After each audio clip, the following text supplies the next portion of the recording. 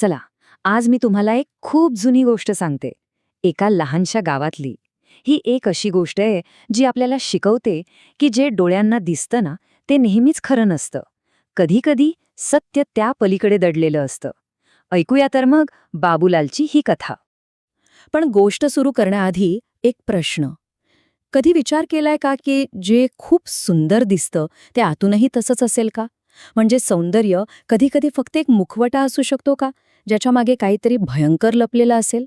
हा प्रश्न जरा मनात ठेवा, कारण आपली सगळी कथा याच प्रश्नभोवती फिरणार आहे. तर गोष्ट आहे बाबूलालची. गावातला एक मुलगा होता. तसा मनाने अगदी साधा, सरळ, पण कमालीचा आळशी. दिवसभर गावात इकडून तिकडे भटकणं एवढाच काय तो त्याचा उद्योग. आता गावातली बाकीची मुलं बघा, आपापली कामं करायची, जबाबदारीनं वागायची. पण आपला बाबूलाल, त्याला कशाचीच पर्वा नव्हती. वडिलांना खूप काळजी वाटायची, पण आईचं प्रेम जरा जास्तच होतं. तिच्या मायेमुळे त्याच्या आळशीपणाकडे नेहमीच कानाडोळा केला जायचा. पण या लाडाचे पुढे काय परिणाम होतील याची कोणालाच कल्पना नव्हती.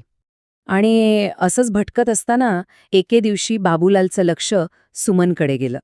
ती गावची सगळ्यात सुंदर मुलगी होती. तिचा स्वभाव कसा आहे, तिचे गुण काय आहेत, याच्याशी त्याला काही देणंघेणं नव्हतं. तो फक्त तिच्या रूपावर इतका भाळला की तिच्याशीच लग्न करायचं हा हट्ट त्याने मनाशी पक्का केला.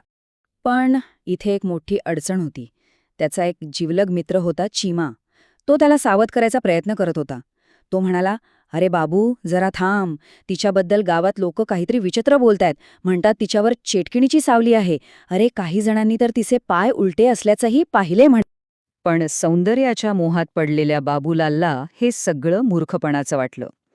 म्हणतात ना, प्रेमात माणूस आंधळा होतो, तसंच काहीसं याचं झालं होतं. त्याने चिमाच्या बोलण्याकडे साफ दुर्लक्ष केलं आणि थेट आईलाच सुमनच्या घरी लग्नाचा प्रस्ताव घेऊन जाण्यासाठी गळ घातली. आणि मग तो दिवस आला. सगळ्यांनी इतकं समजावूनही बाबूलालने ऐकलं नाही. त्याने एक असा निर्णय घेतला जो त्याचं आणि त्याच्या कुटुंबाचं आयुष्य कायमचं बदलून टाकणार होता. लग्नाची रात्र होती. सगळीकडे शांतता पसरल्यावर मध्यरात्री सुमन हळूच घरातून बाहेर पडली. पण तिच्यावर आधीपासूनच संशय असलेल्या चिमाने तिच्यावर पाळत ठेवली होती. तो गुपचूप तिच्या मागे गेला आणि त्या काळोख्या जंगलात त्याने जे काही पाहिलं ते पाहून त्याच्या पायाखालची जमीनच सरकली.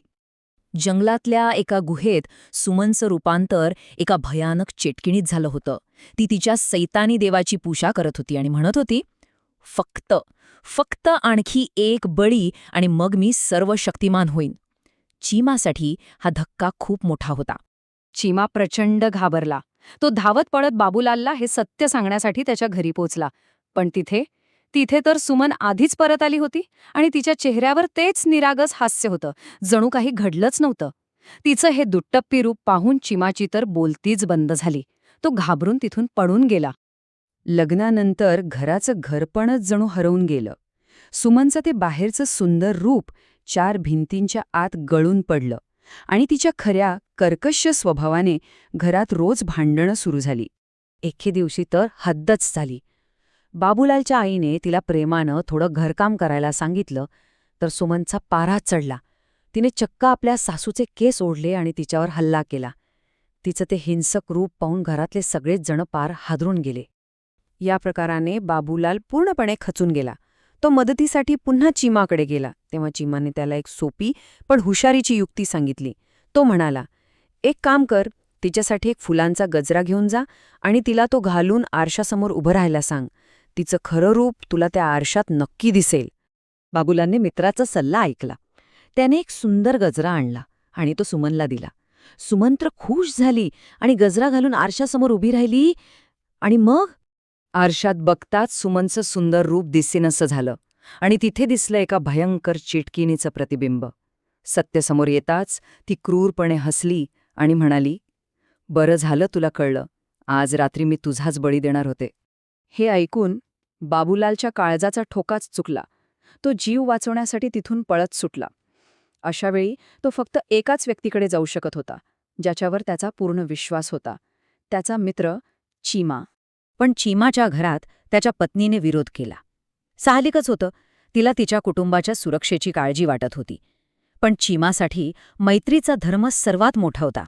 त्याने पत्नीला ठामपणे सांगितलं, काही झालं तरी मी माझ्या मित्राला ह्या परिस्थितीत एकटं सोडू शकत नाही. हीच तर मैत्रीची खरी परीक्षा होती. चीमा म्हणाला, आज जर मी माझ्या मित्राला घाबरून सोडून दिलं तर या जगात मैत्रीवरचा विश्वासच उडून जाईल. त्याने आपल्या जीवाची पर्वा न करता मित्रासोबत ठामपणे उभं राहण्याचा निर्णय घेतला. चिमाला हे कळून चुकलं होतं की ते दोघं मिळून त्या दुष्ट चेटकिणीचा सामना नाही करू शकणार. त्यांना आता एका दैवी शक्तीचीच गरज होती. त्याला माहीत होतं की आता फक्त आणि फक्त दैवी शक्तीच त्यांना वाचवू शकते. तो धावतच घरातल्या देव्हाऱ्यासमोर बसला आणि त्याने महाबली हनुमानाला त्या वाईट शक्तीपासून संरक्षण करण्यासाठी कळकळीची प्रार्थना केली. त्याचा पूर्ण विश्वास होता की चांगुलपणाची शक्तीच या संकटाचा नाश करू शकते.